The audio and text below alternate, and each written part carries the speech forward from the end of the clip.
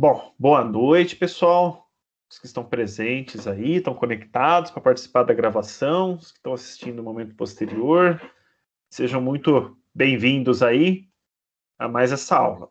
Pessoal, só lembrando, os que estão conectados, tá? Que, assim, esse momento realmente é um momento mais participativo, ele não contabiliza presença na aula, tá bom? Então, a presença, como é uma aula assíncrona, a presença ela só é computada mediante a entrega do exercício, tá bom? Mas aqui a gente tem a oportunidade de aprender junto, né? Torna a aula muito mais rica e interessante, tá bom? Bom, é o seguinte, hoje a gente vai, então, efetivamente começar a colocar a mão na massa, né? Semana passada a gente trabalhou com os conceitos de nuvem, né? A importância da nuvem, né? E também ali no finalzinho da aula eu dei aquela deixa lá para vocês utilizarem lá o Microsoft Azure. Mas hoje, de fato, a gente começa, então, a explorar o universo Linux, por assim dizer, tá bom? A aula de hoje a gente vai aprender a instalar o sistema operacional Linux. Eu sei que talvez esse assunto seja batido aí para algumas pessoas, né? Já até conversei com algumas. Instalar Linux, o pessoal faz.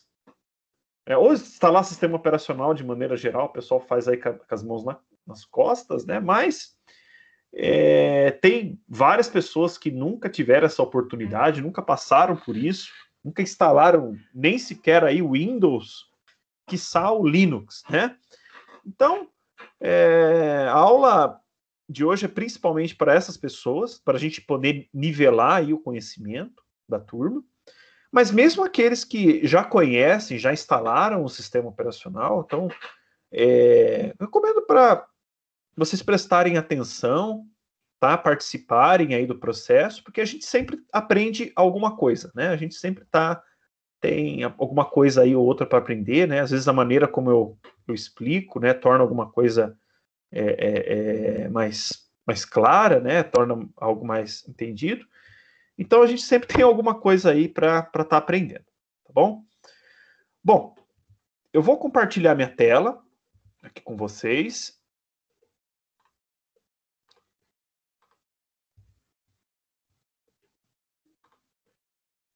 Vocês estão vendo?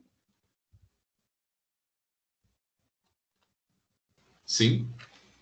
Beleza. Então é o seguinte, eu vou passar uma teoria rapidamente aqui, tá? Só para a gente não ficar muito perdido em cima daquilo que a gente for trabalhar, né? Questão para quem nunca ouviu falar de máquina virtual, VirtualBox, né? A própria instalação do sistema operacional. Eu vou passar, é rápido, tá? 5 minutinhos, 10 minutinhos no máximo.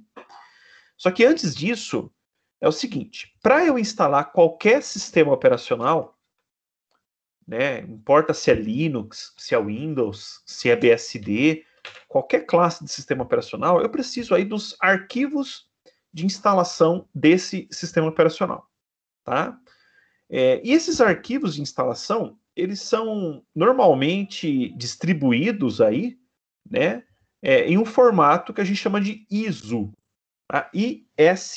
ISO. Tá? O ISO ele é um formato de imagem para CD e DVD. Então a ideia é que a gente pegue a ISO, grave em um CD ou DVD e aí faça o boot, o processo de inicialização a partir desse CD e DVD para instalar o sistema operacional, né?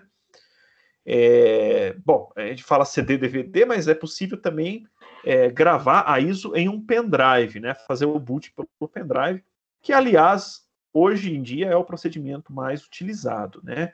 Tanto para ambiente de desktop, notebook, como também para servidor, que é o que interessa mais para a gente aqui. Tá? Os servidores atualmente eles não vêm mais com drive de CD e DVD, então a gente pega a ISO de instalação, grava em um pendrive e faz o boot pelo pendrive para instalar o sistema operacional, tá bom? Bom, a gente precisa obter essa ISO, tá? O caso dos sistemas baseados no Linux é mais tranquilo obter essas ISOs, Porque eles são sistemas, na sua grande maioria, gratuitos. Tá bom? Nem todo Linux é gratuito, tá? Mas, na sua grande maioria, são sistemas gratuitos. Então, é fácil obter a ISO de instalação do sistema operacional, tá bom? No caso do Windows, a ISO em si dos sistemas operacionais não é difícil de ser encontrada, né? O site da Microsoft a gente obtém ali com uma facilidade relativa, tem que preencher um formuláriozinho, no caso do Windows. Mas o problema do Windows é que o que torna um pouco mais difícil o processo é a questão da chave, né, de licença. Né? Então a gente tem que comprar uma licença do Windows para estar utilizando ele plenamente. Tá? Caso contrário, a gente pode até pegar a ISO de instalação do Windows e utilizar ele, mas é em caráter de demonstração. Tá? Mas no caso do Linux é muito mais tranquilo. Então, eu só vou mostrar aqui rapidamente, tá? Como faz aqui. Aliás, não estava nos meus objetivos, mas esse site aqui, distrowatch.com, é um site que mostra o estado, né, e o estado de desenvolvimento, tá, de distribuição de diversas distribuições Linux, né? Distribuição é um outro termo aqui no universo Linux para o sistema operacional. Então, eu não tenho apenas um único Linux, tá? Eu tenho aí centenas, tá? Com certeza aí milhares de distribuições Linux, milhares de sistemas operacionais Linux, tá bom? A gente vai falar melhor sobre isso na próxima aula, uma explicaçãozinha melhor dessa questão de distribuição na próxima semana. Mas para quem quiser explorar aí os diversos tipos de sistema operacional, então esse site aqui é o site ideal para isso, tá bom? Bom, a gente vai lidar durante as aulas com uma distribuição Linux muito famosa chamada Ubuntu. Tá? Ubuntu. Até aqui, por exemplo, se eu vier aqui em cima pelo nome da distribuição digital Ubuntu, né, ele vai cair aqui na paginazinha aqui do Ubuntu dentro do DistroWatch, né? Aqui vai ter uma descriçãozinha, a base do sistema operacional, se ela está ativa ou está inativa, questão de popularidade, site oficial, aqui, entre outros. Tá? A gente vai utilizar o Ubuntu durante as aulas, porque o Ubuntu talvez seja a distribuição Linux mais famosa. Tá? Ela é extremamente amigável, tá, para o usuário final e ela também é muito boa. Tá? Ela é uma versão aí que já vem com várias funcionalidades, vários programas já instalados por padrão. Tá? Então, uma distribuição muito legal. Só que o Ubuntu, eu vou abrir o site oficial dele aqui, ubuntu.com. Então, ele é mantido por uma empresa chamada Canonical. Tá? O Ubuntu, ele tem diversas versões do sistema operacional Ubuntu. Tá bom? Tem diversas versões. Ele tem uma versão, deixa eu clicar aqui em download, tá? Para a gente ver. Ele tem a versão mais famosa, que é o Ubuntu Desktop. Tá? Então, essa distribuição aqui, a gente vai utilizar ela para o usuário final, realmente. Tá? Pode ser dentro da empresa, pode ser para um usuário doméstico. Tá? Mas aqui é para ser instalado em notebook, em desktop. Tá? Nós temos a Ubuntu Server, tá? Que é uma versão servidor do Ubuntu. Tá? E nós temos aqui o Ubuntu for IoT, tá? Que na verdade, IoT, né, Internet of Things, Internet das Coisas, na verdade é o Ubuntu para dispositivos ARM, tá bom? Como, por exemplo, aí o Raspberry, né? E aí tem o Ubuntu Cloud, né, que seria aí a opção de utilizar o Ubuntu em um provedor de serviços de nuvem, né, como aí a Azure, que a gente viu na última aula, a AWS da Amazon, Google Cloud, entre outras, tá bom? Bom, eu vou ficar aqui restrito a esses dois carinhas aqui, ao Ubuntu Desktop e ao Ubuntu Server, tá? Porque eles são extremamente semelhantes, tá? Tanto o Ubuntu Desktop quanto o Ubuntu Server, eles são voltados para sistemas operacionais, ou melhor, para computadores x86, tá? Então, não importa se é servidor ou se é um desktop, computadores clássicos, tá? Como a gente conhece. E a diferença básica entre o Ubuntu Desktop e o Ubuntu Server é que o Ubuntu Desktop ele vem com um ambiente gráfico instalado, tá? Então, um ambiente gráfico, por exemplo, semelhante a esse que eu estou usando, né? Para mouse, né? Figura, áudio e tudo mais. E o Ubuntu Server, ele é desprovido desse ambiente gráfico. Por quê? Porque normalmente em ambiente de servidor, a gente não utiliza o ambiente gráfico, tá? A gente utiliza somente a linha de comando, tá? Em se tratando de Linux, tá, pessoal? Somente a linha de comando, porque isso torna o sistema muito mais estável e muito mais leve, tá bom? Quando eu falo leve, é óbvio, tá? O ambiente gráfico ele é muito pesado, ele ocupa espaço na memória RAM, tempo de processador, então tudo isso acarreta para um servidor, né, tempo perdido desnecessariamente, tá?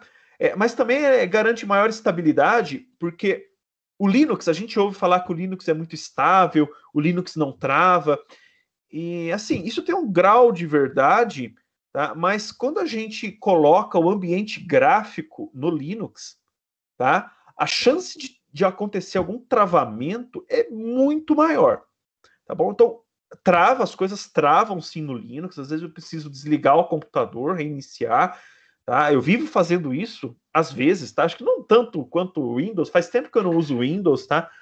Mas acontece travamento. Agora, em se tratando de um ambiente de linha de comando, é raríssimo que o Linux trave assim de eu precisar reiniciar o computador, tá? Eu, em particular, eu nunca vi, tá? Eu nunca vi um Linux em ambiente de modo texto travar, em ambiente de servidor travar. Eu nunca vi. Eu já vi sim um processo ou outro travando, mas não o sistema operacional, é um crash no sistema operacional, tá? Ele é muito estável.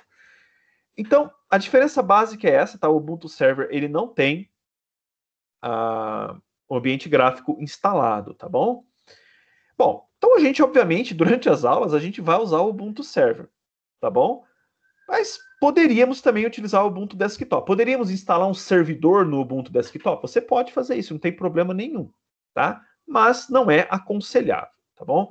Então, para quem não fez, eu pedi pro pessoal fazer, tá? Mas para quem não fez, então, rapidamente aí, tá, pessoal? Eu não vou esperar, tá bom? Eu vou continuar com a aula, mas aproveita aí o tempo, tá? Então, get Ubuntu Server, né, para a gente fazer o download, tá? Ele vai vir aqui para a tela de download. Aqui ele tem algumas opções diferentes, mas a gente vai fazer download da ISO de instalação, que é a instalação manual, tá bom? O Manual Server Installation. Então eu vou clicar aqui, tá? E aí a gente vai fazer download dele clicando aqui em Download Ubuntu Server, tá? Ele vai começar o download, né, de forma automática, tá aqui. Eu não vou fazer porque eu já fiz o download, tá? E essa aqui é a última versão do Ubuntu Server, tá? Que foi lançado, que é a 20.04, tá? Bom, então é isso. A minha ISO, eu já fiz o download dela, ela está aqui, a ISO de instalação. Eu tenho aqui algumas ISOs de outros sistemas operacionais, mas a que a gente vai estar utilizando está justamente aqui, tá? 20.04.2. Eu tenho aqui a 20.04 também, vou até excluir ela aqui, né? 20.04.2. Só por curiosidade, tá? Em questão de versionamento de software, 20 indica que esse Ubuntu foi lançado em 2020, tá? E 04 indica que ele foi lançado em abril, tá? De 2020, tá bom? Então, só uma curiosidade aqui para vocês. Bom, então eu tô com ele aqui, tá salvo bonitinho, tá? Quem não fez, aproveita esse tempinho aí para fazer o download, tá?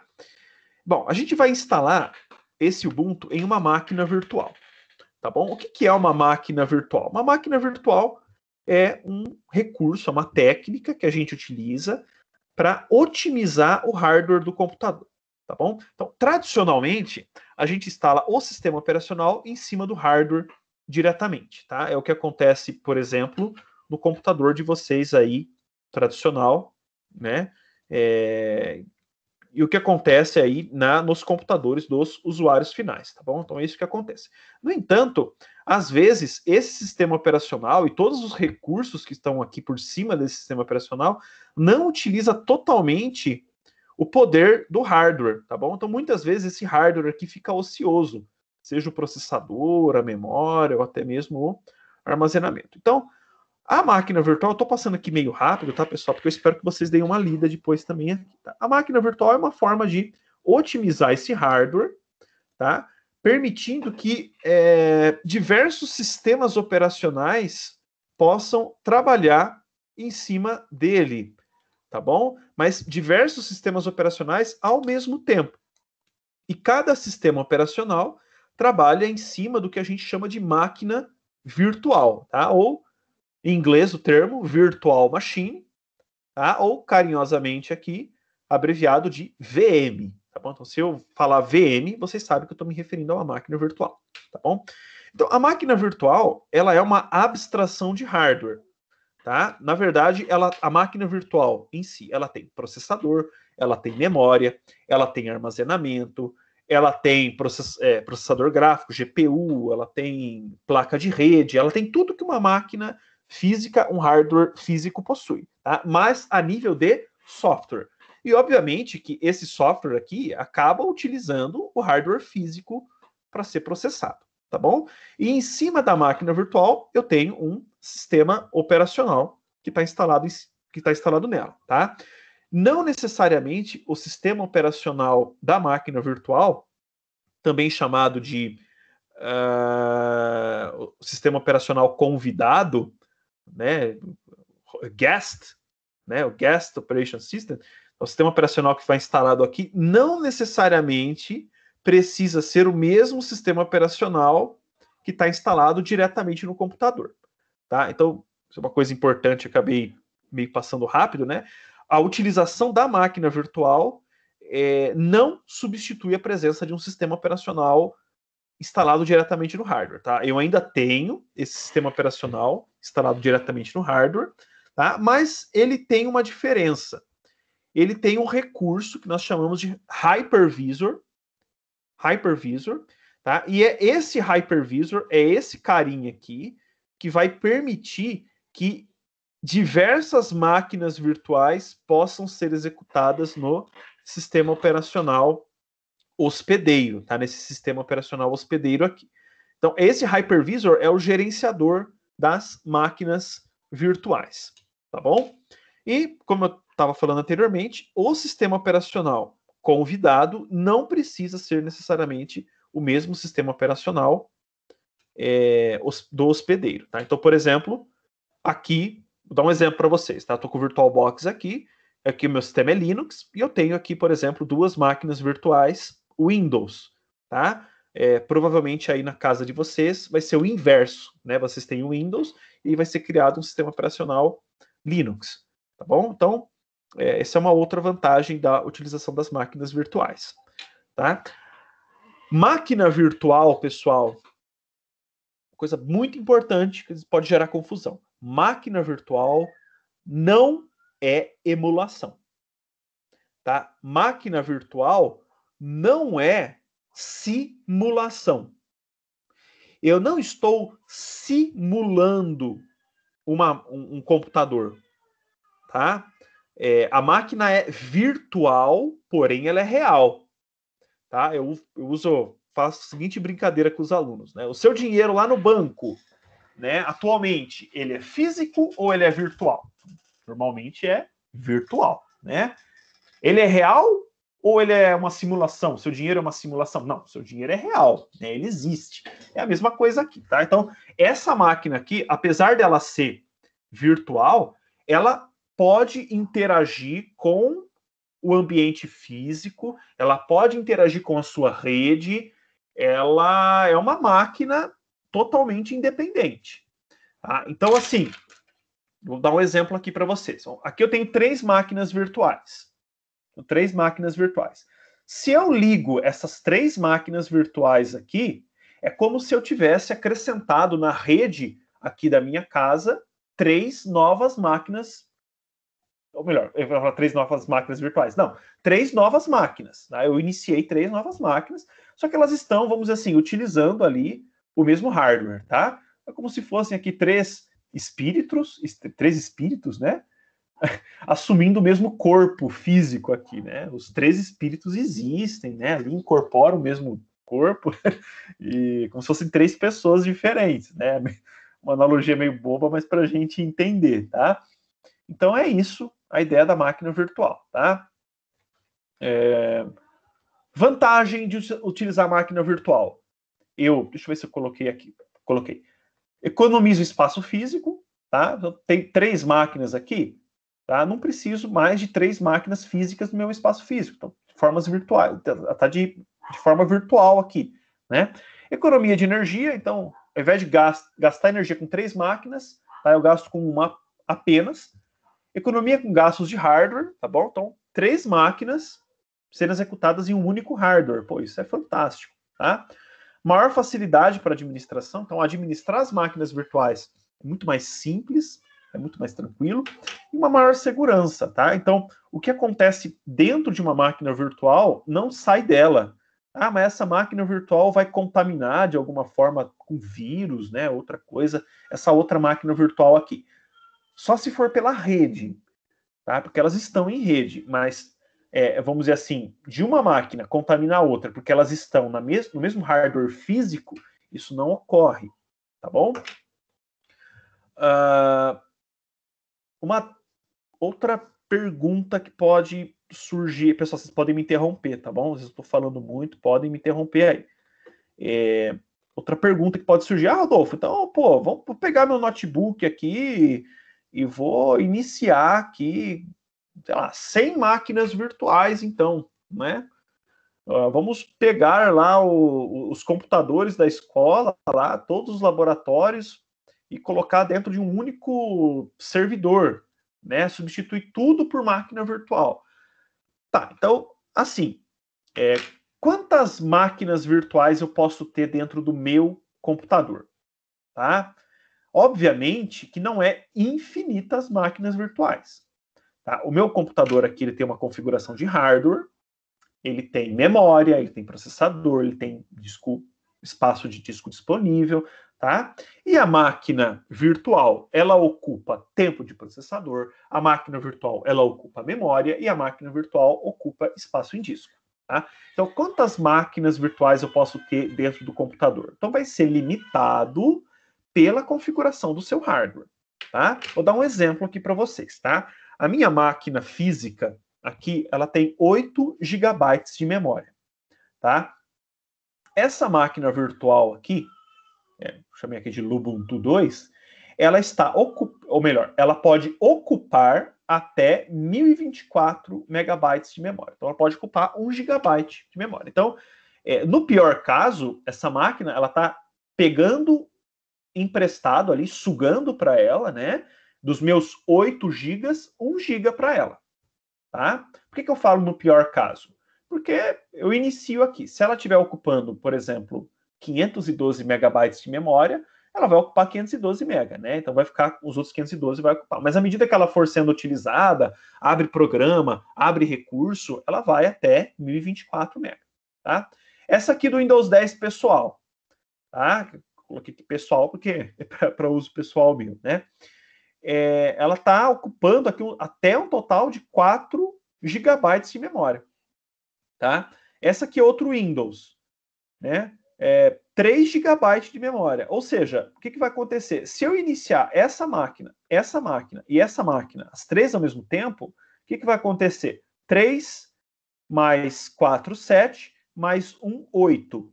8 GB para essas 3 máquinas. Falou, opa, Rodolfo, você tinha 8 GB de memória. Só que a gente não pode esquecer que o sistema hospedeiro também consome recurso. Ou seja, se eu iniciar essas 3 máquinas aqui, pessoal, com essas configurações, é provável que minha máquina trave, tá? Por falta de memória. Tá? Ela vai travar, e aí vai o sistema, o Linux vai começar a fazer swap com o disco, vai começar a acionar o disco para gerenciar tudo isso, e a máquina vai, para todos os fins práticos, travar, tá? Então, obviamente, eu tenho que gerenciar, dosar essa questão aí, né? Agora, servidores em ambiente de servidor. Minha máquina aqui não é um servidor, né? Um servidor. Tem servidores aí, por exemplo, a gente recebeu um servidor novo no instituto, tá? Tá no laboratório de hardware, né? Até o Pedro, aluno aí, ele participou, né? Um pouquinho dessa parte aí. Ele tem ali o servidor modestos, o servidor é modesto, 16 gigabytes de memória. Tá? A gente comprou com pouca memória, a ideia é que com o tempo a gente vai adicionando mais memória nele.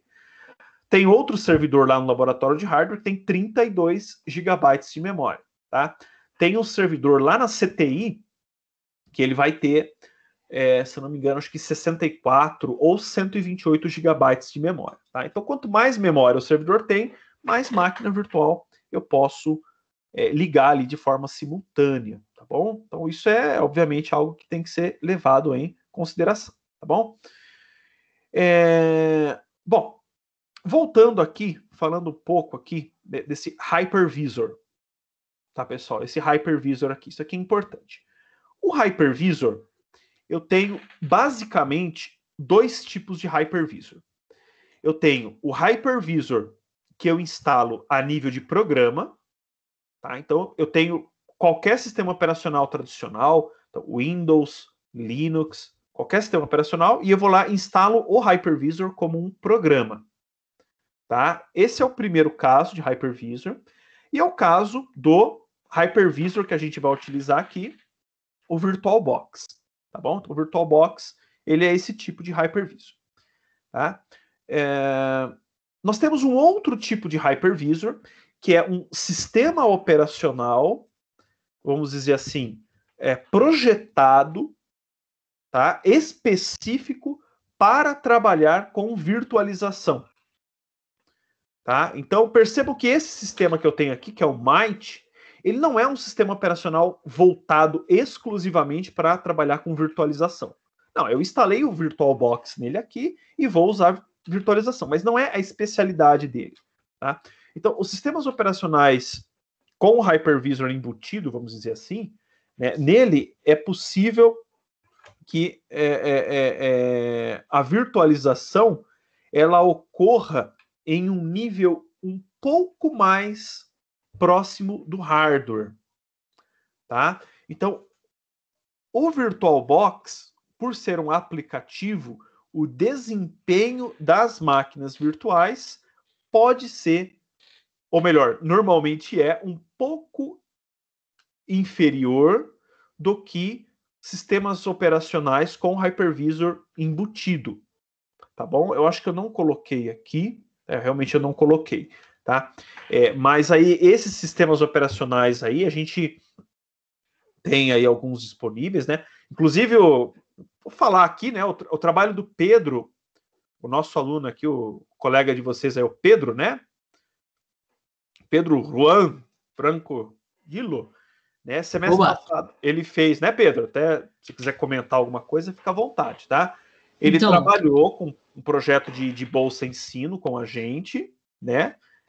Onde ele estudou soluções desses sistemas operacionais hypervisor, né, onde a gente instala diretamente na máquina, e a gente chegou aí à conclusão, né, Pedro? Uhum. Pedro fez esse estudo aí, e nós selecionamos um aí, que é open source, gratuito, chamado XPCNG. XCPNG, perdoa. XCPNG, que é o que já está instalado lá nos nossos servidores, né? Mas além deles, a gente tem ali a VMware, ESXi, tem o Zen Server, tá? Que são, até coloquei aqui, né? O Zen Server, VMware, tá? O próprio Hyper-V da Microsoft, tá? Que é uma opção da Microsoft. Então, assim, essas soluções, Zen Server, VMware, Hyper-V, eu não coloquei aqui, mas o XCPNG, eles são soluções mais apropriadas para máquinas virtuais em operação. Tá? No entanto, vamos dizer assim, é complicado a gente trabalhar com eles em aula, porque isso exigiria que você formatasse o seu computador, transformasse o seu computador em um servidor, tá? Isso não é possível, tá? Em situações normais, né? Então, a gente utiliza para isso o VirtualBox, tá? A analogia que eu faço é, o VirtualBox é uma espada de madeira, tá? Para você treinar esgrima, né, ou em japonês lá, Kendo, Kenjutsu, né? Você treina com a espada de madeira, né? Então, só que você não vai para a guerra com a espada de madeira. Tá? Então a gente treina com o VirtualBox e vai para a guerra com o VMware, o ZenServer e o Hyper-V. Se você quiser ir para a guerra com o VirtualBox, também dá, tá? Mas provavelmente a coisa não vai sair tão bem, tá? Quer fazer algum comentário, Pedro? Eu acho que você disse tudo, né? É uma pena que o projeto não deu para continuar esse ano, porque com o servidor novo, né, ia ter bastante material para trabalhar aí, mas não tem importância, né? Assim, eu achei muito bom, principalmente agora que a gente está numa época de pandemia, né? E que as empresas agora elas estão tentando cortar gastos, né? E a virtualização é uma maneira eficiente de levar os profissionais para casa, né? E fazer com que eles possam trabalhar remotamente, acessando os computadores, né? Acessando os sistemas da empresa, utilizando a virtualização, né? Então, eu acho assim que essa matéria e virtualização tem muito potencial ainda. Legal, show. A virtualização, ela é, assim, se tratando de cloud, de servidor, tá, pessoal? É padrão, tá bom? Então, não sei se alguém aqui já trabalha com infraestrutura ou planeja trabalhar com infraestrutura. Chegou um servidor novo na empresa ali, não estou falando de nuvem, tá, pessoal? Estou falando de servidor ali local da empresa.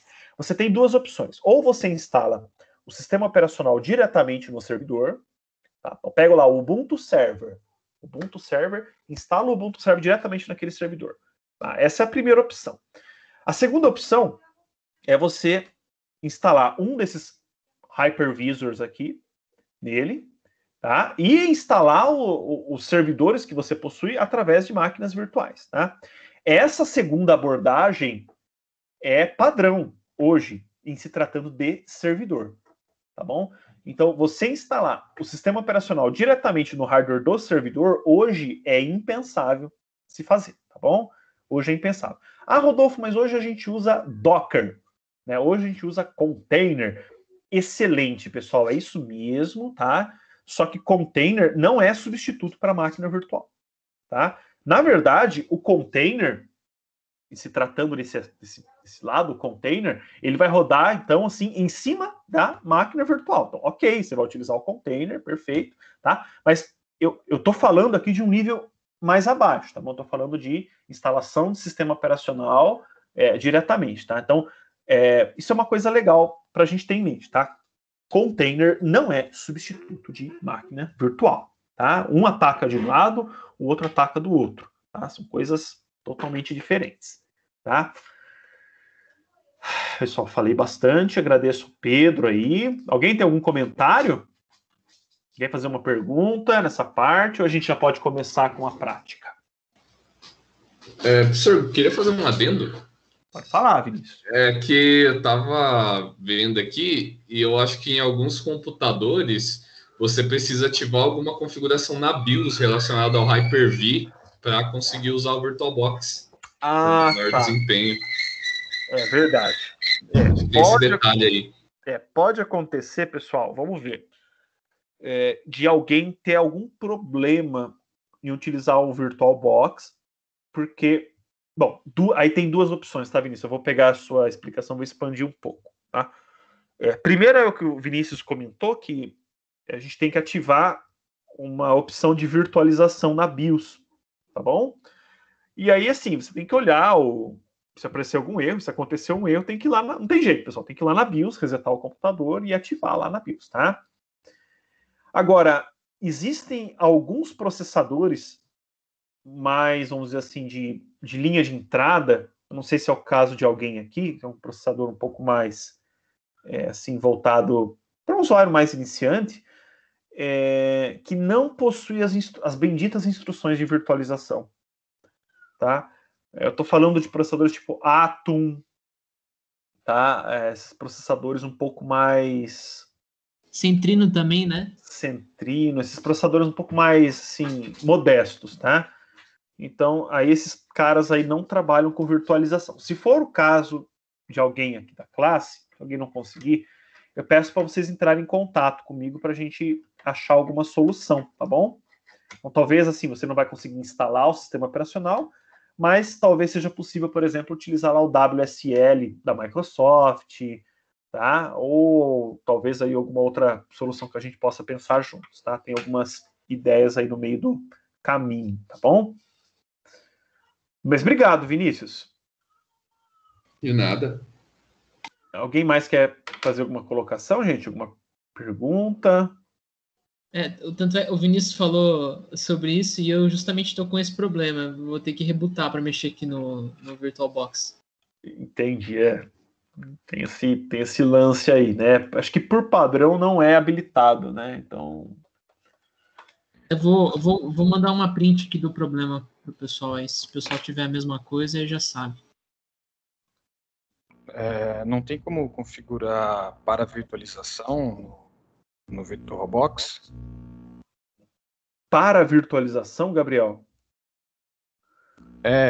Ao invés de usar extensões para virtualização do processador, virtualizar, redirecionar as chamadas do sistema operacional convidado pro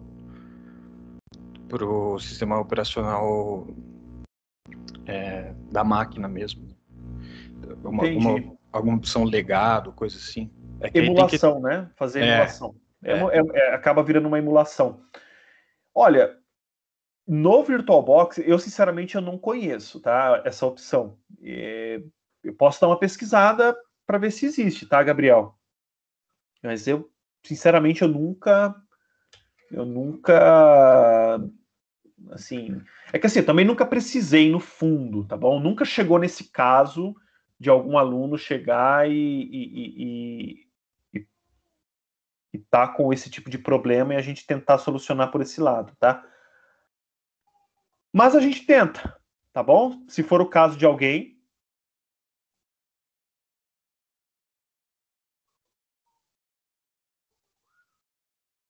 Acho que não vai ser, né? Acho que é bem difícil. Acho que nos últimos raro, 15 anos, todos os processadores mais modernos aí tem essas extensões. Isso, exatamente, tá? Então é um caso raro, pode acontecer entre um ou outro, mas pode acontecer, tá? Mas vamos lá, a gente vai tratando cada caso de forma particular, tá, pessoal? Bom, então vamos lá, eu vou começar aqui a aula, então, ou melhor, vou começar a parte prática da aula, tá? Eu tô com o VirtualBox instalado aqui, tá? Nessa altura acho que é para todos estarem aí com o VirtualBox, né, instalado. E o VirtualBox, pessoal, ele é um aplicativo extremamente simples, tá? Ele é muito fácil de se trabalhar com ele é muito intuitivo, tá? Acho que ninguém vai ter, assim, problemas para lidar com ele no dia a dia, não, tá? Então é o seguinte, a primeira coisa, antes de instalar o sistema operacional propriamente dito, a gente tem que criar uma máquina virtual nova, tá? Criar uma máquina virtual. E para criar, deixa eu ver se até tem aqui a opção aqui no menu, né, eu posso clicar em máquina, novo, né? Ou tem aqui o botão novo, né? Então eu clico em cima dele, tá? Pessoal, eu vou tentar fazer com calma, tá bom? Com tranquilidade aqui, mas à medida que vocês forem tendo dificuldade, forem tendo algum problema, tá? Ou se vocês falarem, Rodolfo, tá indo muito rápido, vocês, por gentileza, me interrompam aí, tá? Para que eu possa ir um pouquinho mais devagar, tá? Mas a gente não pode também ir muito devagar, porque a aula acaba travando, né? E quem está acompanhando aí por vídeo vai ficar bem entediado, né? Então, assim, a gente vai com calma, mas também não pode ir parando, né? Bom, então, nessa primeira tela, a gente tem que dar um nome para a máquina virtual, tá? E escolher o sistema operacional que vai ser executado nela. Então eu vou dar um nome aqui para essa máquina virtual, vou chamar ela de Serviços de Rede primeiro semestre 2021, tá? Um comentário em relação ao nome é que eu não posso ter duas máquinas virtuais com o mesmo nome, tá? Se você tentar criar uma máquina virtual com o mesmo nome, ele vai dar um erro, tá? E esse erro vai ser no momento posterior, tá? É bem chato. Então, se certifique que o nome é exclusivo, tá? Bom, aqui em tipo, eu vou selecionar qual é o tipo do meu sistema operacional, tá bom? Então, tem Windows, Linux, né, Solari, BSD, entre outros. Então, o nosso vai ser Linux, tá? E aqui, ó, na versão, a gente vai escolher as distribuições Linux, tá? Então, como eu havia mencionado, existem aí possivelmente milhares de distribuições Linux, tá bom? Talvez dezenas de milhares. É bastante coisa mesmo, tá, gente? Aqui, obviamente, não estão todas. Tá? Estão as distribuições mais populares, tá? Quando eu utilizo uma distribuição que não está sendo listada aqui, tá? Ou eu seleciono aqui a versão genérica do kernel do Linux, tá? Ou eu vou escolher aqui Other Linux, tá? Outra máquina Linux. No nosso caso, tá fácil porque é o Ubuntu, tá? Então a gente tem o Ubuntu 32 bits e tem o Ubuntu 64 bits. Essa nova versão do Ubuntu aí que eu passei para vocês, a 20, ela só está disponível na versão de 64 bits. Tá? Então é 64 bits, então Ubuntu 64, tá? A gente vai deixar aqui e vai clicar em próximo. Essa etapa aqui é importante, que é a quantidade de memória RAM dessa máquina virtual. Tá? Então perceba que ele tem aqui uma barrinha, né? E aí ele te dá aqui uma sugestão do quanto que é aconselhável no máximo ter de memória RAM para ela, né? Um nível aqui intermediário, que é laranja, não sei se vocês conseguem ver aí, e um nível, vamos dizer assim, entre aspas, perigoso aqui de nível de memória RAM, tá? E a sugestão dele, baseado no sistema operacional que a gente selecionou, é de 1 GB, tá bom? Então, 1 GB, 1024 MB, tá de excelente tamanho para essa máquina virtual, tá? Só que aí eu peço para atenção de vocês. Se a máquina virtual de vocês tiver aí 2 GB de memória, 2 GB apenas, então não deixem 1024. Então, aí nesse caso, coloquem 512. Tá bom? Nossa, 512 não é muito pouco? Não, porque a gente está lidando com o servidor Ubuntu Server, que não tem ambiente gráfico, tá? Então 512 está de bom tamanho. Agora, se você tiver 4 GB ou mais, pode deixar 1024 aqui sem problema, tá? Então 1024, próximo, tá? E aí a gente vai criar um disco rígido para essa máquina virtual, tá? O disco rígido da máquina virtual, na prática, ele é como um arquivo. Na verdade, não é como, ele é um arquivo, tá? Ele é um arquivinho. E aqui, essa parte ele está perguntando basicamente 3 opções. Tem 3 opções aqui. Primeiro, não acrescentar um disco rígido virtual, ou seja, eu crio uma máquina sem HD, se fosse sem HD, sem SSD, tá? O que, para fins práticos, não vai adiantar muita coisa, né? Eu posso criar um novo disco rígido virtual agora, tá? Criar um do zero. Se você pegar um HD que chegou ali da fábrica, né? Não tem nada instalado nele. Ou eu posso pegar e utilizar um disco rígido virtual que já existe. Tá? Então, por exemplo, aproveitar um HD, um disco rígido virtual, de outra máquina, tá? Virtual, nessa máquina aqui.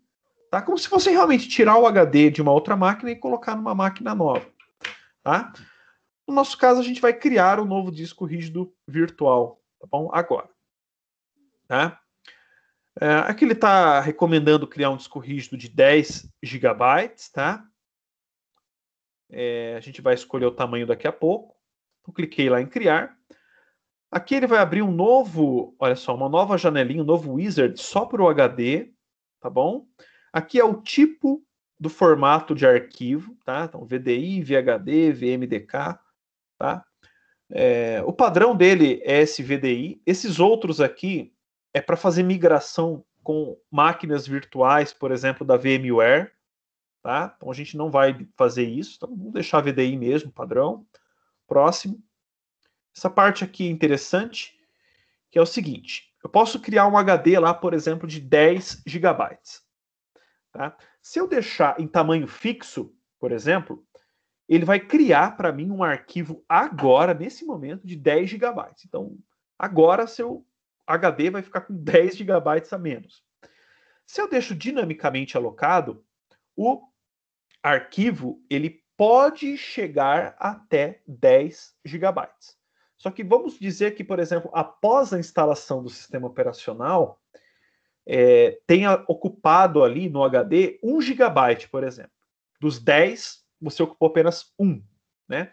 Então, nesse momento, ele vai ficar no seu disco rígido físico com 1 GB. E ele vai se expandindo até chegar até 10 GB, conforme vai tendo necessidade, tá bom? Aqui, o desempenho é um pouquinho inferior, e aqui no tamanho fixo, o desempenho é melhor, tá bom? Mas a gente não vai, novamente, se preocupar com o desempenho nesse nível, tá? A gente vai deixar dinamicamente alocado, tá? Dinamicamente alocado, próximo. Aqui é o tamanho, tá? Do meu HD. O padrão dele, o recomendado, é 10 GB, tá? Mas eu não me lembro agora de cabeça, tá, pessoal? Mas algumas distribuições, durante a instalação, elas detectam o tamanho do HD e se ele não tiver ali um tamanho mínimo, uma capacidade mínima, a instalação é barrada, tá? Então, assim, só para a gente não correr esse problema, vamos trocar aqui para 20 GB, tá? Para a gente não ter esse problema. Se você já criou, se você foi muito apressadinho, tá? Vamos lá, né? Cruze os dedos aí. Tá? Então, 20 GB. Criar, vamos criar. E aí, excelente, máquina virtual criada. A máquina virtual aqui já foi criada, a gente consegue ver ela por aqui. Aqui a gente tem todo um overview da máquina virtual, tá? Do aparato de hardware. Se eu clicar em cima da máquina com o botão direito, vir aqui em configurações, eu tenho acesso ao menu de hardware dessa máquina virtual aqui. Aí aqui eu posso vir aqui em sistema, alterar a memória, tá? Vir aqui, por exemplo, em processador, alterar a quantidade de núcleos do processador. Caso tenha ambiente 3D, vai ter aqui um recurso estendido de habilitar ambiente 3D, tá? Esse PNAE-NX aqui, algumas instruções específicas, a gente vai se preocupar. Monitor, quantidade de memória RAM. Melhor, me perdoe. Aceleração 3D está aqui embaixo, dentro de monitor, tá? Isso aqui, por exemplo, é interessante para quem vai utilizar algum recurso gráfico mais avançado, né? Um jogo, por exemplo, né? E precisa aqui de processamento 3D. Memória de vídeo, tá? Quantidade de monitores para a máquina. A questão de armazenamento, né? Se eu quiser acrescentar mais um HD nessa máquina, né? Acrescentar mais um CD, né? Aqui dentro dela. Configurações de áudio, rede, tá? Rede, é possível que a gente vai utilizar isso aqui no futuro, tá bom? Bastante, não sei como que a gente vai utilizar no questão de para testar os nossos servidores, tá? Mas pode ser que a gente volte aqui para utilizar. Enfim, outras configurações aqui de hardware, tá? A gente não vai mexer em nada disso, eu só estou mostrando aqui para vocês realmente. Vou dar um OK e a gente vai iniciar essa máquina virtual aqui.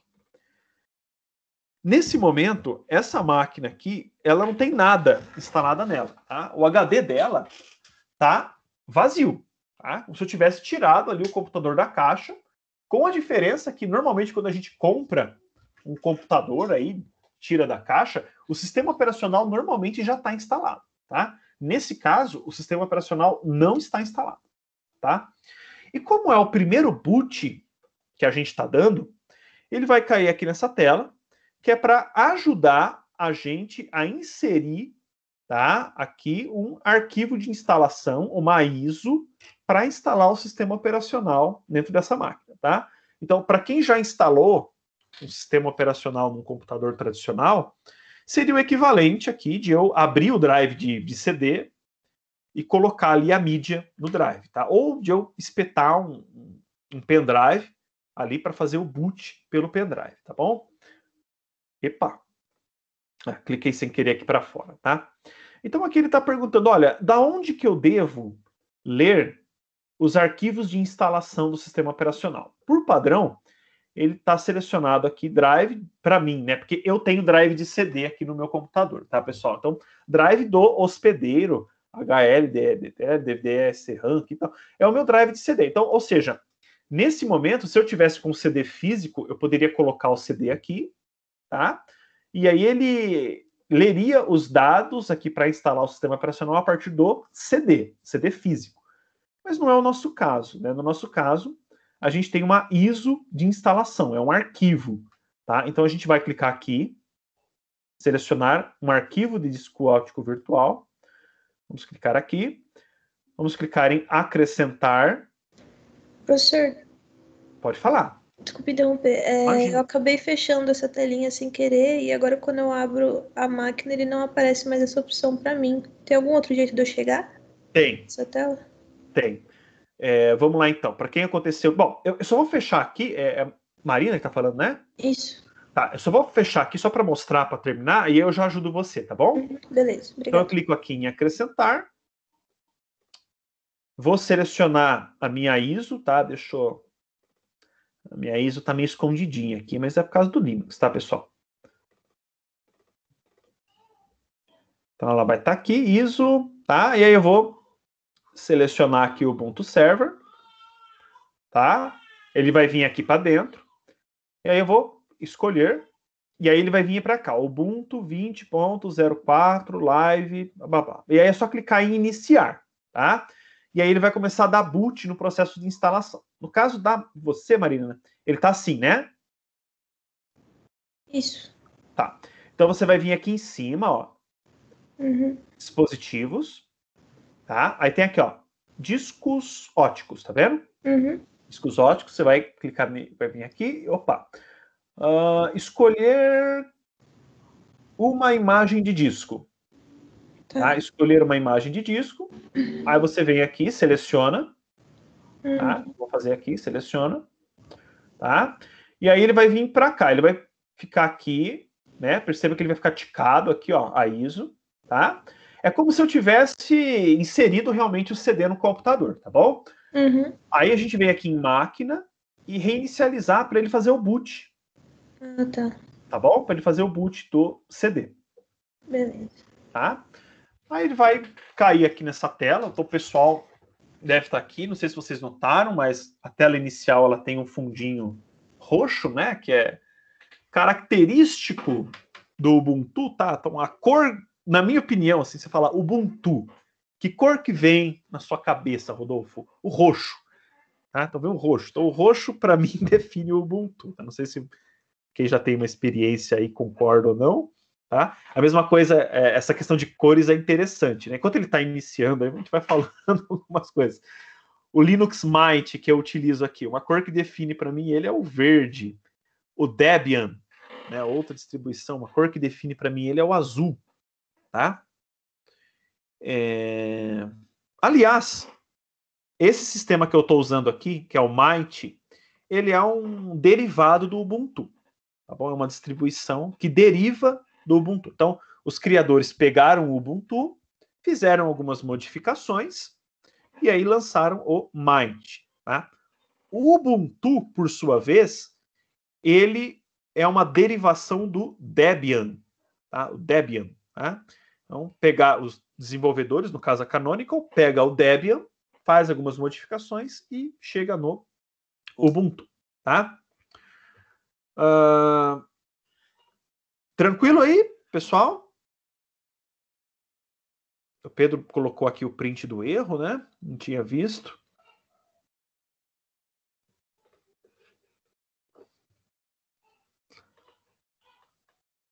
Bom, essa aqui é a tela inicial, então, da instalação do sistema, tá? A instalação do Ubuntu Server, então, por ele não possuir aí ambiente gráfico por padrão, a instalação é uma instalação guiada, é uma instalação assistida. No entanto, ela não possui mouse, tá? Não possui janelinha, não possui fotinha, tá bom? Mas não se deixe enganar, tá? É uma instalação bem tranquila, tá bom? Uma instalação bem sossegada. E, novamente, ela é uma instalação guiada. Se por acaso vocês não estiverem conseguindo mexer com o teclado aqui, deem um clique aqui na tela, tá bom?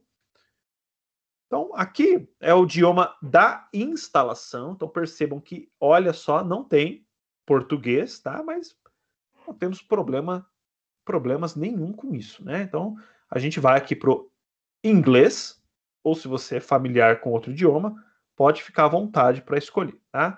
Eu vou escolher aqui o inglês, vou apertar o Enter, tá? Muito cuidado aqui, pelo amor de Deus, tá? Porque essa tela é a tela de configuração do teclado, tá? Keyboard Configuration. Então, o layout do teclado que está definido aqui é o inglês, do americano, tá? A gente vai trocar. Então, ele está aqui em Done, aqui embaixo, ó, perceba que ele está verdinho, né? Eu vou subir aqui para a opção de layout. E eu vou apertar Enter aqui no layout para escolher um outro idioma, tá? E aqui sim, eu tenho a opção aqui, ó, Português Brasil, tá? Então, tomem cuidado para não selecionar o português de Portugal, então, Português Brasil, apertar Enter, tá? E aqui na variante, a gente vai deixar português do Brasil mesmo, tá bom? A gente não vai mexer com isso. Então, é só colocar aqui português Brasil, né? Deixar português Brasil aqui embaixo. Aí, voltar aqui para baixo, ó, lá em Done, tá? Então, percebam novamente, ficou verdinho, né? Done. Feito. Aperta Enter. E beleza, tá? Bom, nessa tela é a tela de configuração de rede. Tá? As configurações de rede. Então, durante a instalação do sistema operacional, é interessante que ele já esteja conectado na internet para fazer download das últimas atualizações do sistema. Muito embora isso não é obrigatório, tá? E, por exemplo, é uma etapa que a gente vai pular aqui também, tá? Para não ficar perdendo muito tempo. Mas aqui ele já vai detectar, então ele detectou o IP da máquina, pegou um IP, né? 10.0.2.15/24, tá? O nome da interface de rede, a gente vai ver isso com mais detalhes nas próximas aulas aí, né? Mas o nome da interface de rede é ENP0S3. Ela é do tipo Ethernet, né? Ethernet, ETH ali, significa que é uma interface tipo cabeada, tá? E ali o IP da máquina, né? 10.0.2.15 no meu caso. E como ele obteve esse IP, né? Então ele obteve por DHCP versão 4. Caso eu quisesse vir aqui e modificar essas configurações, é só eu vir aqui em cima da interface, né? Então, estava lá em Done, né? Eu poderia vir aqui em cima, aperto Enter, editar IPv4, por exemplo, e aí eu venho aqui, né, e escolho o método que eu quero. Então, por exemplo, de automático, poderia ir para manual, para atribuir manualmente o IP, né? Não é o nosso caso, eu vou deixar aqui em automático, e depois é só clicar em Save, tá? Eu vou clicar aqui em Cancel, vou deixar desse jeito mesmo. Vocês podem deixar, tá, dessa maneira aí também. Pessoal, caso alguém tenha alguma tela diferente, alguma configuração diferente, esteja aparecendo alguma coisa diferente, tá? Pode interromper aí, que a gente vai analisando, tá? Então, vou deixar em Done mesmo, a gente não vai mexer em nada disso. Essa próxima tela é uma tela para a gente configurar um servidor proxy, tá? Caso nós precisemos, tá? Então, assim, o proxy é um servidor para todos os fins. A gente vai estudar o que é proxy, tá? Mas para todos os fins práticos, proxy é um servidor de acesso à internet. Tá? É uma maneira indireta de eu acessar a internet. Tem algumas redes onde o acesso é feito via proxy. Tá? Na rede da casa de vocês, tá? 99,99% de certeza que na casa de vocês não é via proxy. Tá? Então a gente vai deixar em branco mesmo, vazio assim. Tá? Se estivéssemos no instituto, dependendo do caso, lá no instituto a gente precisaria configurar um proxy. Tá? Então a gente vai deixar em branco mesmo, a gente não tem necessidade, é só clicar em Done novamente. Tá? Próxima tela é a tela de configuração do servidor de downloads para atualização do Ubuntu. Tá? Então, sempre que eu for fazer uma atualização no Ubuntu, ou até mesmo sempre quando eu for instalar algum pacote novo dele, né, instalar algum aplicativo, um servidor, instalar alguma coisa no servidor no Ubuntu, eu posso fazer essa instalação por intermédio de um lugar que a gente chama repositório, de um repositório, que é um servidor normalmente localizado na internet, que armazena ali os pacotes de instalação. Tá? E aqui o servidor padrão é esse daqui, tá? Ele coloca o mirror address, né, que é o endereço do servidor, então br.archive.ubuntu.com/ubuntu. Se a gente quiser usar um servidor, um repositório diferente desse, é só a gente substituir o endereço. A gente não vai fazer isso, tá? Vamos deixar esse daí mesmo, done, tá? E aí a gente chega na tela que talvez seja a tela, assim, não é difícil, mas talvez seja a tela mais complexa aqui da instalação, tá? Deixa eu ver se alguém tem alguma pergunta. Não, né? Então, tá tudo tranquilo. Podem me interromper, tá, pessoal? Por favor. Então, aqui, muita atenção nessa tela aqui, tá? Aqui é o seguinte. Como que nós queremos instalar esse servidor? Tá? Ou melhor, esse sistema operacional, tá? O HD, pessoal, isso é um tópico lá de sistemas operacionais, eu acredito que vocês tenham estudado lá, mas é bom revisar para quem não se lembra, tal, para quem realmente não tem muita certeza. O HD, tá, ou SSD, não importa, ele possui uma camada lógica em cima dele, que nós chamamos de partição. Partições, tá? O sistema operacional, ele é instalado em uma partição. Essa partição, ela pode ocupar o HD inteiro. Então, por exemplo, que um HD meu é de 20 GB. Eu posso ter uma partição de 20 GB que vai ocupar o HD inteiro. Ou eu posso criar uma partição menor e instalar o sistema operacional nessa partição menor. Então, por exemplo, eu poderia pegar esse HD que é de 20 GB e criar uma partição de 10 GB, tá? E criar uma outra partição de 10 GB para, por exemplo, ou instalar um outro sistema operacional aqui, ou usar essa outra partição para guardar os meus dados, tá? Os meus arquivos. Separar o sistema operacional dos meus arquivos. Tá? Isso é uma configuração bem feita, né? Então é o seguinte. Aqui, a opção padrão, que é aqui, ó, Use Entire Disk. Pessoal, me perdoe o inglês se eu falar alguma palavrinha aí sem um sotaque diferente, tá? Então, usar um disco inteiro, tá? Então, o que é isso? Ele vai criar uma partição, tá, inteira que vai ocupar o espaço do disco inteiro, tá? E essa é a opção padrão, tá? Se eu clicar aqui em Done, ele vai fazer isso, ele já vai instalar. Então, ele vai formatar esse HD, então vai apagar tudo que está ali nele e vai criar essa partição única no sistema, tá? Então, esse que vai fazer. Para a gente ter um nível de detalhes maior, a gente vai selecionar aqui, ó, ao invés de Use Entire Disk, a gente vai selecionar aqui, ó, Custom Storage Layout, tá? Então a gente vai criar aí um layout, né, um formato padrão, formato customizado para o nosso dispositivo de armazenamento, tá? Então, para selecionar essa opção, a gente aperta a barra de espaço. Tá? Então, barra de espaço. Não sei se vocês perceberam, mas o X que estava ali em Use Entire Disk mudou para Custom Storage Layout. Tá? Então, se eu voltar aqui em cima, ele seleciona. Vem aqui para baixo, ele seleciona essa opção. Tá? Então, a gente vai fazer isso só para a gente entender um pouquinho mais dessa questão das partições, tá bom? Então, eu venho aqui.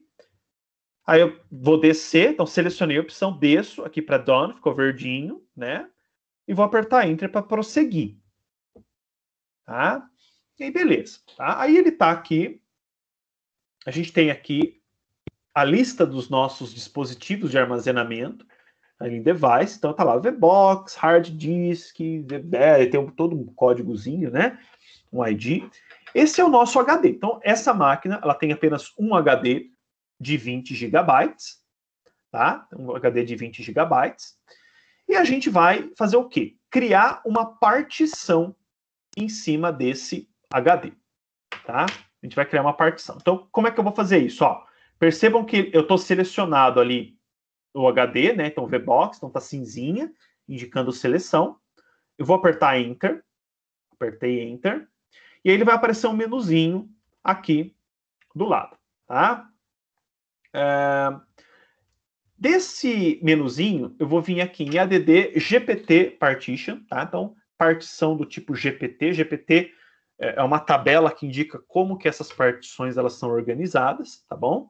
Eu vou clicar dentro, aqui, adicionar partição GPT, tá? Adicionar partição GPT.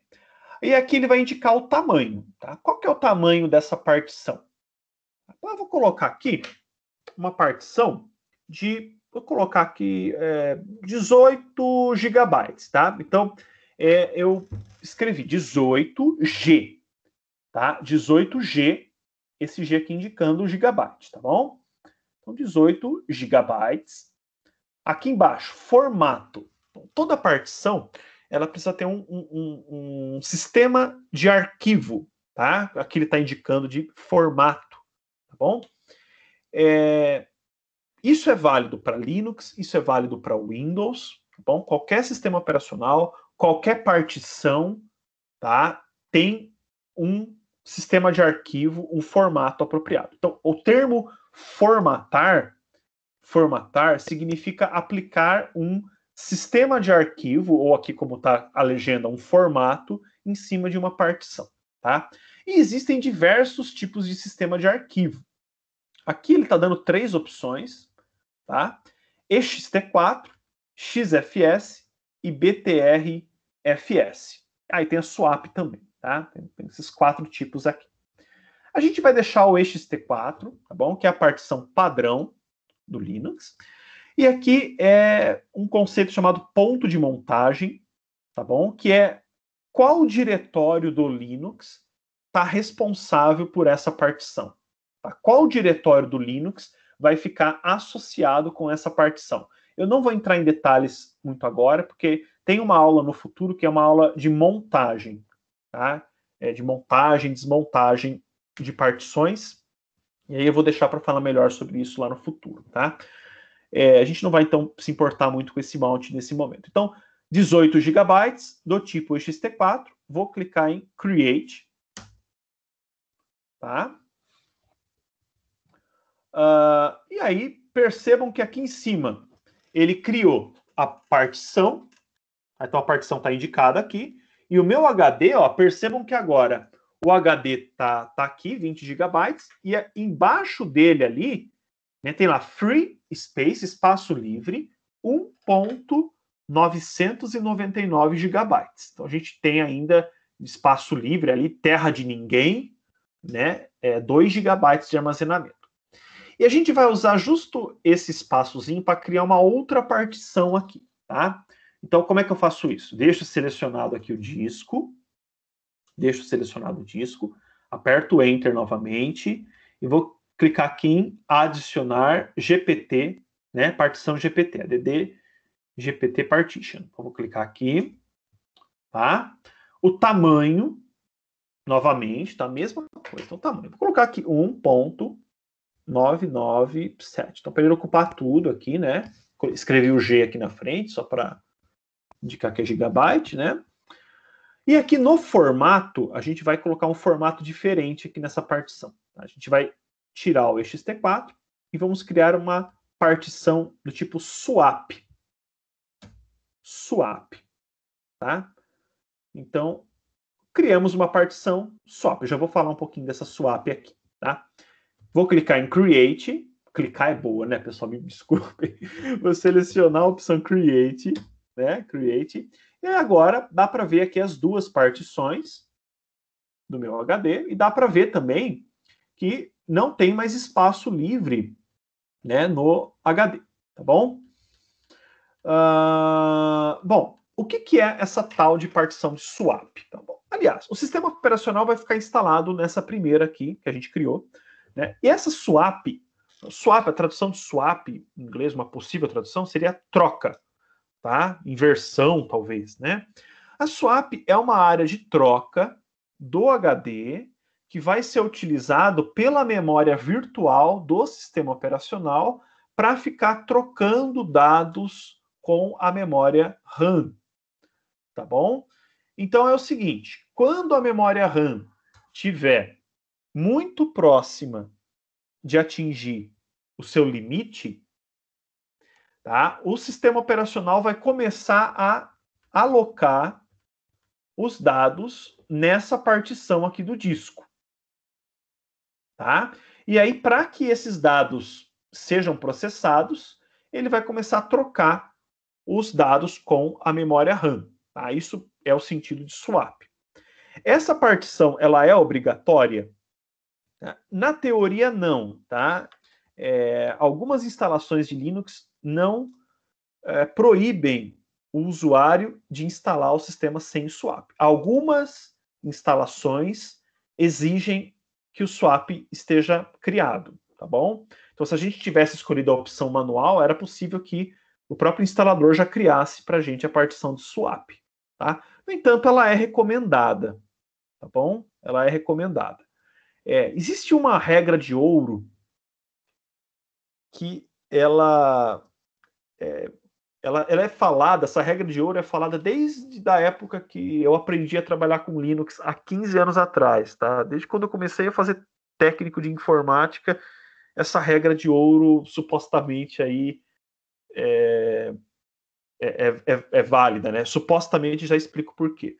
De utilizar pro swap o dobro de memória RAM da máquina, tá? Que é mais ou menos o que eu estou utilizando aqui, tá? Tenho 1 GB de memória, então eu utilizo 2. Eu tenho 2 GB de memória, eu utilizo 4. Eu tenho 8 GB de memória, eu utilizo 16 para o swap. No entanto, essa regra, ela deixou de ser totalmente válida, tá? À medida que os sistemas começaram a ter muita memória. Então, na época que eu aprendi a trabalhar com Linux, os computadores tinham lá 128 MB de memória, tá? Então, aí fazia sentido eu utilizar 256 mega para o swap. No entanto, atualmente, 16 gigabytes, 8 gigabytes, tá? Talvez até 4 gigabytes para swap, talvez seja um exagero, tá? Então, eu acredito que 2 gigabytes aí, independente do tamanho, do quanto de memória que você tem, já seja suficiente para sua memória, tá? Para a partição do swap, tá bom? Então a gente criou aqui 2 partições, poderíamos ter criado mais, poderíamos ter organizado de forma diferente, mas para a gente aqui tá de bom tamanho. Aqui embaixo, né, tem um detalhezinho, né? Dá para ver que são 3 partições, só que tem uma partição que é 1 megabyte apenas, né? Uma única partição.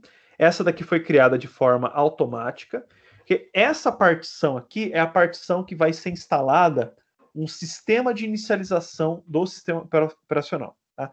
Então, o Linux, ele é inicializado por um sisteminha chamado Grub, tá? Até o nome está aí, Grub, né?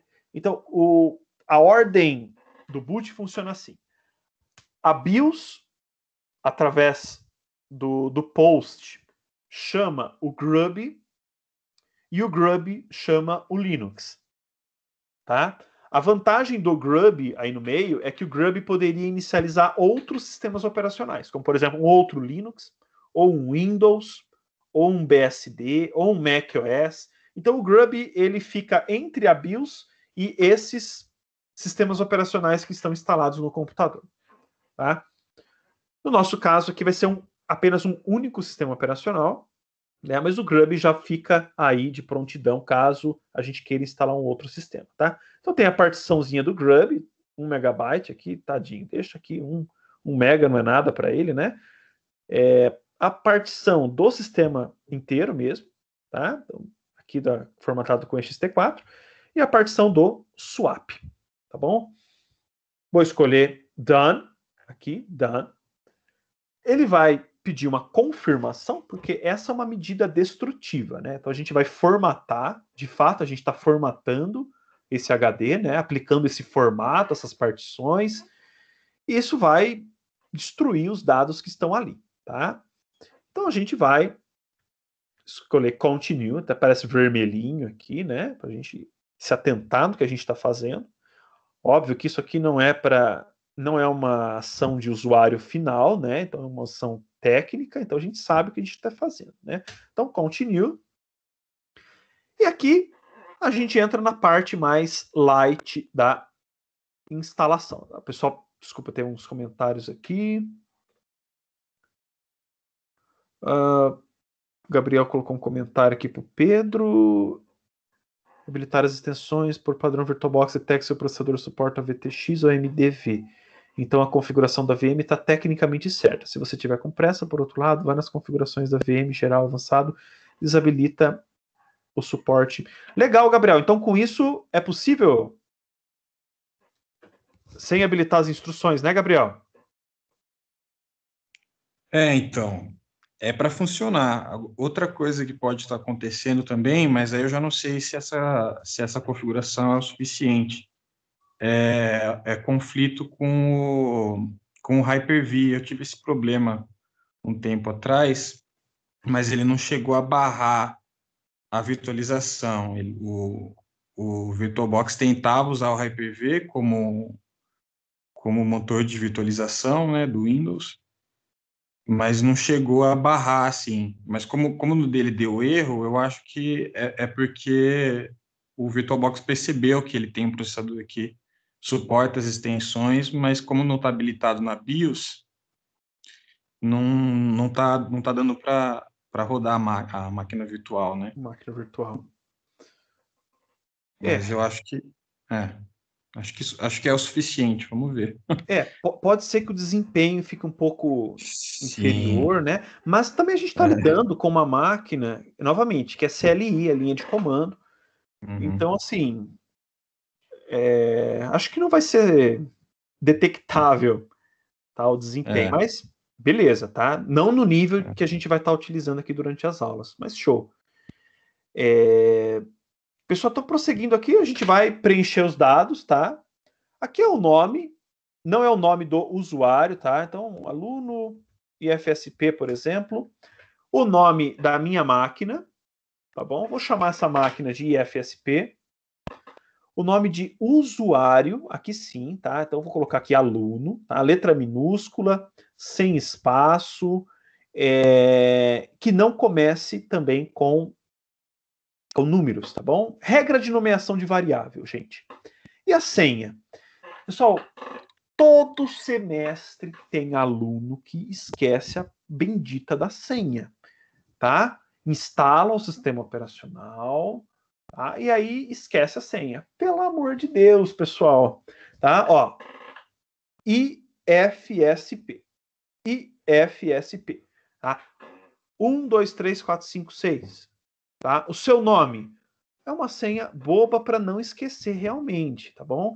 Óbvio que em um ambiente de produção, a gente vai selecionar, escolher uma senha forte, uma senha que cumpra com os requisitos da política de segurança da informação da organização. Mas aqui nós estamos em aula, então assim, para que não chegue na semana que vem, professor, esqueci a senha.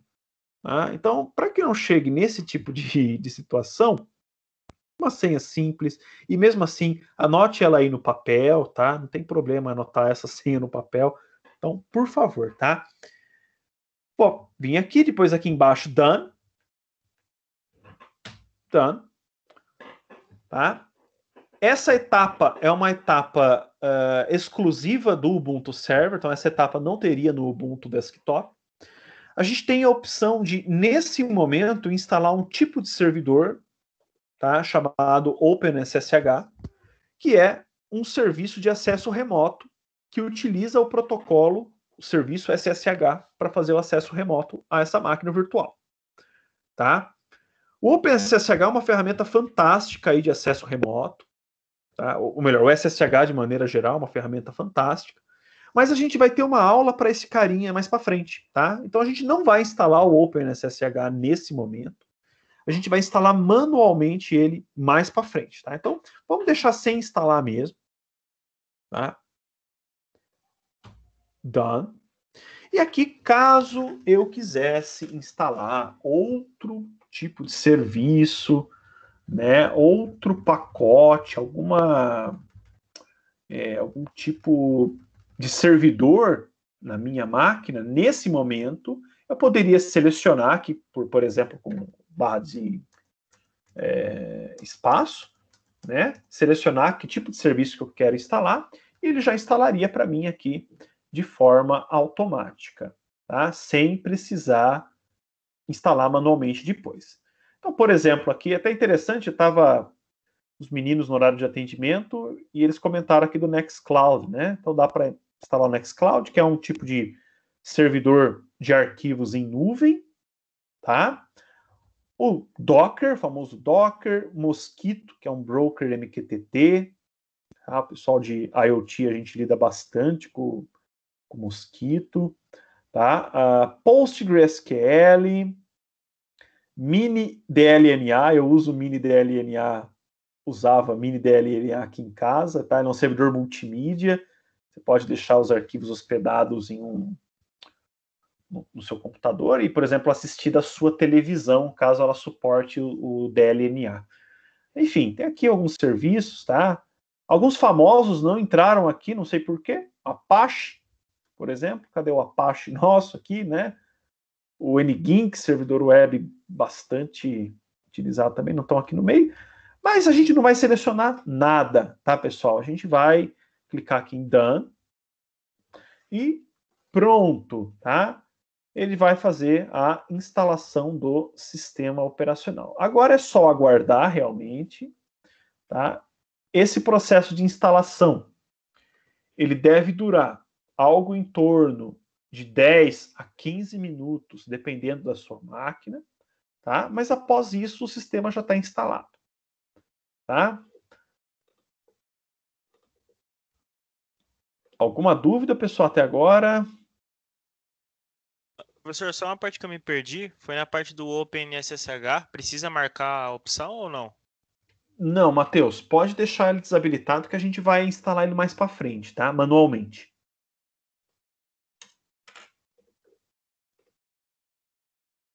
Tá? A mesma coisa para os outros serviços também. Beleza, obrigado. Imagina. Então, pessoal, toda essa instalação que a gente está fazendo, só um comentário, lá na nuvem, independente se é Azure, se é AWS, tudo isso a gente não precisaria fazer, tá bom? Então, lá na nuvem, opa, já instalou, na verdade, aqui. Lá na nuvem, a gente seleciona o sistema operacional, tá? Através da interface da nuvem, e a própria máquina ali, ela já é inicializada com o sistema operacional instalado. Pessoal, olha só, o sistema aqui no meu caso já foi instalado, tá? Eu achei que ia demorar muito mais, tá? Mas já foi instalado. Então aqui em cima, estou com o mouse aqui, né? Install complete, tá? Então instalação completa. Nesse momento, ele está fazendo aqui no log, aqui dá para ver, né? A última etapa ali, downloading and installing security updates. Então ele está fazendo download e instalando updates de segurança. A gente tem a opção de cancelar o update e reiniciar, para ele não instalar agora, tá? Eu vou, prestem atenção, eu, Rodolfo, vou cancelar para o vídeo também não ficar muito longo, tá, pessoal? Não ficar muito extenso. Eu vou cancelar, mas vocês aí podem deixar, tá bom? Instalando aí, não vai demorar mais do que, sei lá, 15 minutos aí no máximo. Então eu vou cancelar o update para iniciar. Agora ele vai cancelar o update, vai excluir os arquivos que ele já fez o download e vai reiniciar para fazer a primeira inicialização.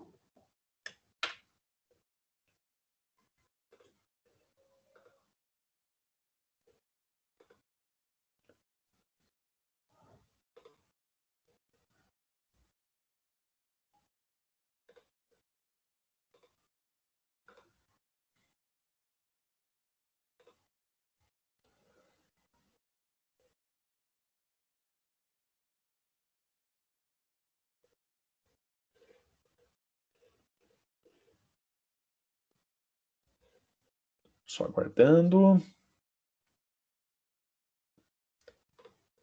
Bom, pessoal, eu vou aproveitar para tomar uma água, tá? Enquanto ele está cancelando aqui o update, tá?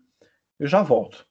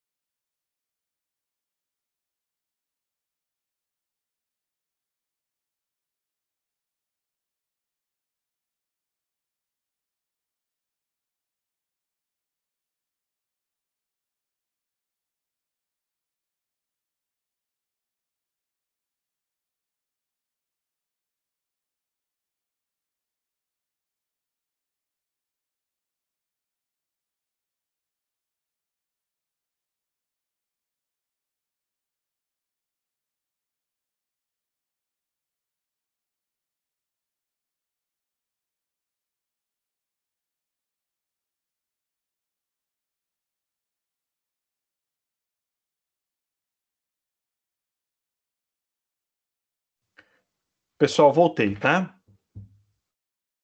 Como é que tá o processo de instalação aí de vocês?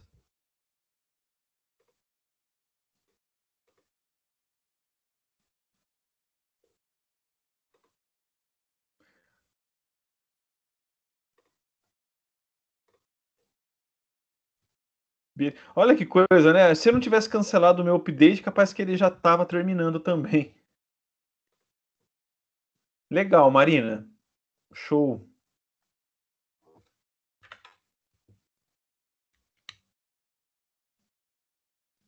E o restante, gente? Só a Marina estava fazendo, será?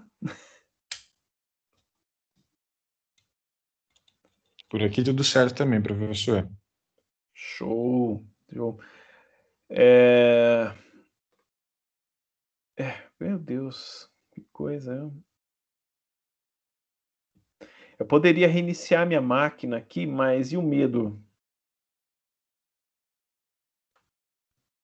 Melhor deixar ele cancelar aí. Deu certo.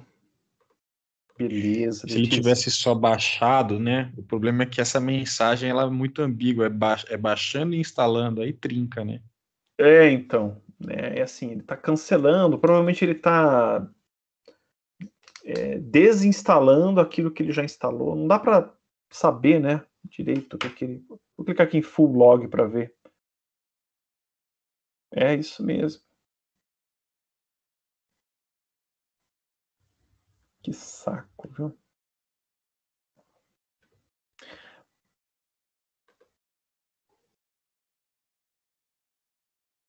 Se tivesse com uma máquina aqui dele já, pronto, eu tenho só do Lubuntu.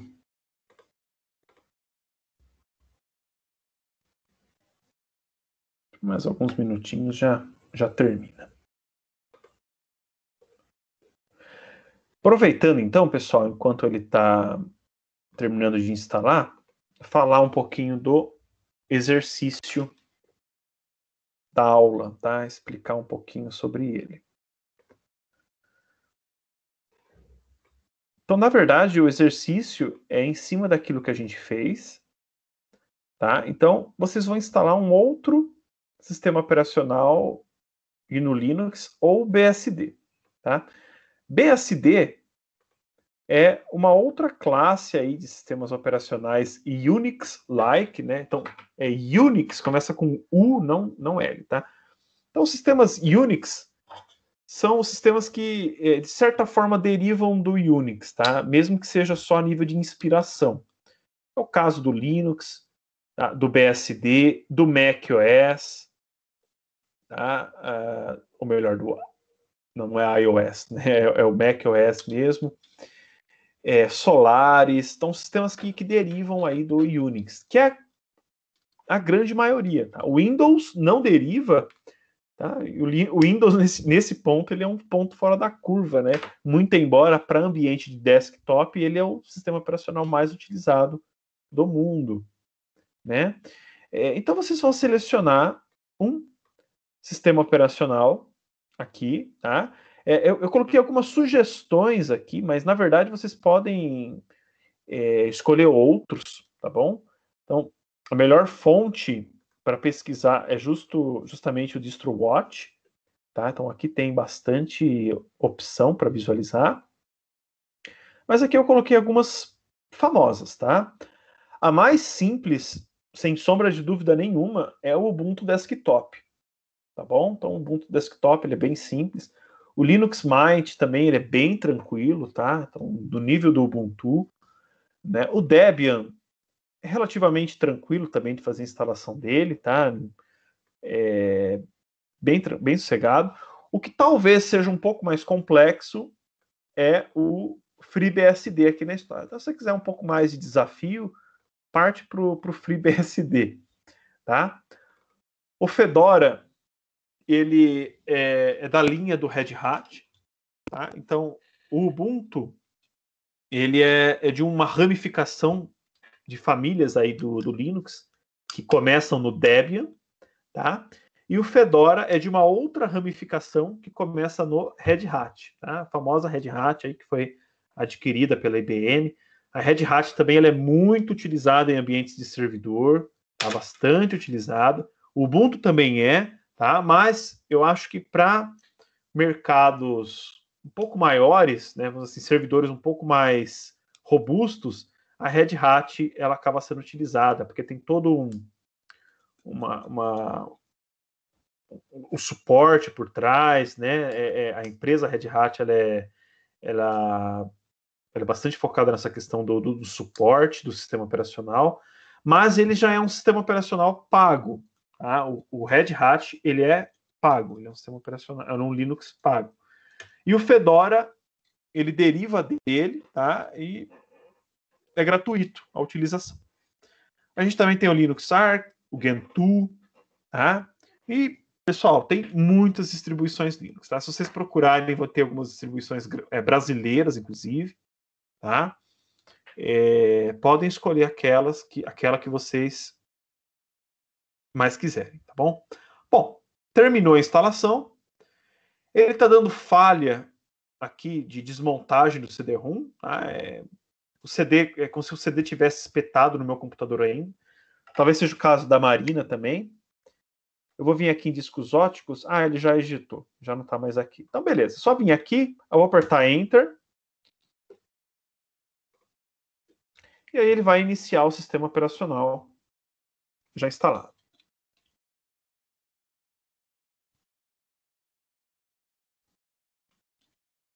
Aí vai aparecer algumas mensagens de log na tela.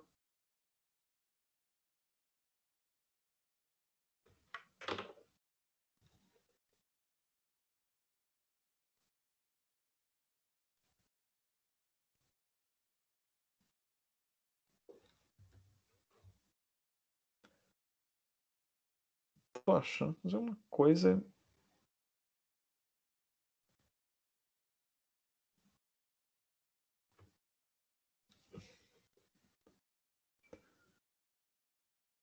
Tô achando estranho isso daqui. Deixa eu reiniciar ela aqui novamente.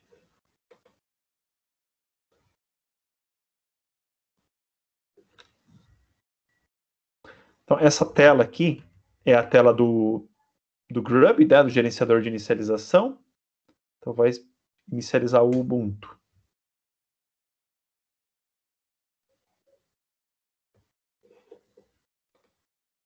Agora vai.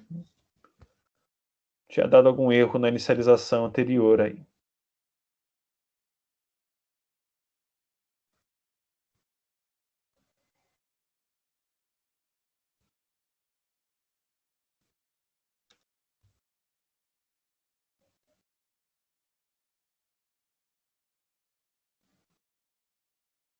Ok, então caiu na tela de login aqui, né? Então, eu vou fornecer aqui aluno, né? E a senha que eu defini IFSP.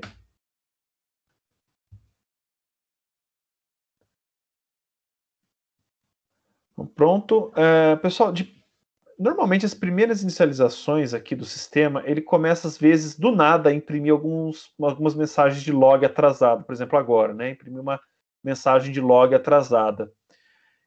Para a gente retornar para o terminal, é só apertar Enter, tá? E aí ele retorna aqui para o terminal. Olha lá, mensagem de erro, mensagem de log atrasada.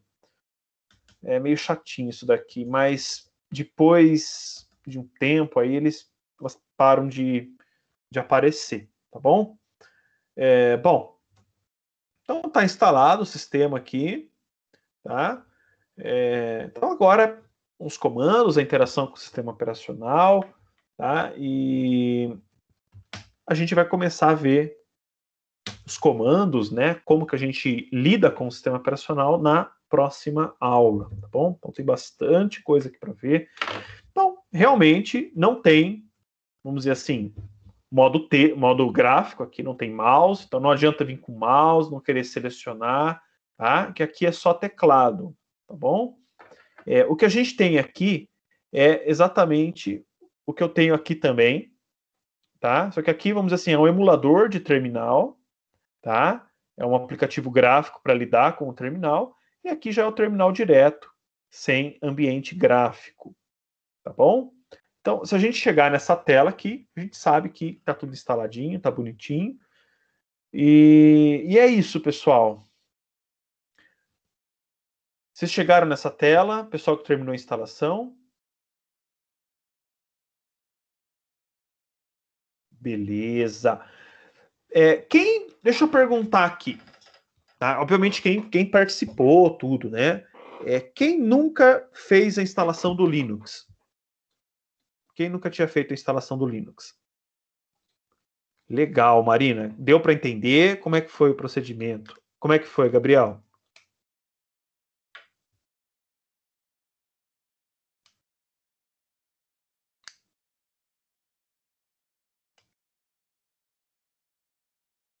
Beleza, show, beleza. Então, legal, tá? O Ubuntu Server, por conta da interface dele, essa interface CLI, que não é muito amigável, né? Ele, entre aspas, eu falo entre aspas porque realmente é isso, é simples, a instalação é simples, mas entre aspas, se torna um pouco mais desafiador, um pouco mais difícil, tá? Qualquer outro sistema operacional com ambiente gráfico que vocês forem instalar, vocês vão notar que vai ser bem mais amigável. Mas, novamente, esse amigável é mais a nível psicológico, tá? Porque, no fundo, é as mesmas janelas, é as mesmas informações que a gente tem que passar. É só que fica bonitinho, fica colorido, né? E aí dá aquele ar de... tô em terra conhecida, né? Mas é isso aí, pessoal. Beleza, então. Tá? Agradeço aí a participação de vocês. Mantenham a máquina virtual, essa do Ubuntu Server, porque a gente vai utilizar ela nas próximas aulas, ao longo do semestre. Tá bom? Então mantenham ela aí. Professor, não entendi de onde tirar o print para as atividades. Dessa tela aqui mesmo, tá, Bruno? Tá? Dessa janela aqui. Só que aqui só um detalhe importante, tá, ó, na criação do primeiro usuário, então, ou seja, aqui, por exemplo, é o usuário meu que eu coloquei aluno, tá? Nessa máquina do exercício, vocês vão colocar o nome de vocês. Tá bom, gente? É o nome de vocês. Por quê? É óbvio, é uma forma de eu saber se foi você, tá, ou não, que fez a instalação.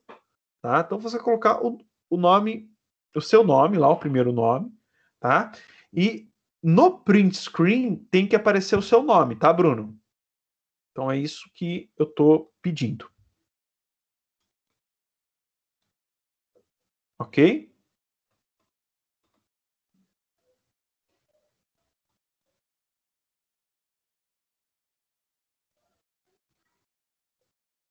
Então, beleza. Eu vou parar de compartilhar a tela aqui, gente. Eu agradeço aí a participação de vocês, tá? Fico à disposição aí para eventuais dúvidas.